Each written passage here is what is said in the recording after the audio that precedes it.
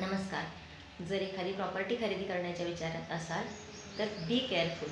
सगळ्यात आधी प्रॉपर्टी खरेदी करण्यापूर्वी आपण जी प्रॉपर्टी घेणार आहोत तिचं टायटल क्लिअर आहे का हे आधी तपासून बघा. रिसेंटली नोव्हेंबर 2024मध्ये सुप्रीम कोर्टाने असा डिसिजन दिलेला आहे की जो ट्रान्सफर ऑफ प्रॉपर्टी ॲक्टचा सेक्शन 52 आहे त्याच्यामध्ये डॉक्ट्रिन ऑफ लीज पेंडन्सी म्हणजेच एखादी प्रॉपर्टी संबंधी जर काही वाद काही सूट कोर्टामध्ये पेंडिंग असतील आणि अशी प्रॉपर्टी जर एखादा माणूस खरेदी करत असेल तर that is subject to the whatever the result of the litigation.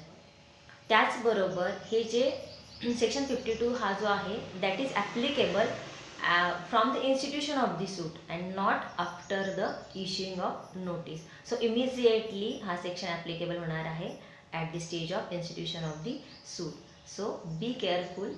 पहिल्यांदा तपासून पहा टायटल क्लिअर आहे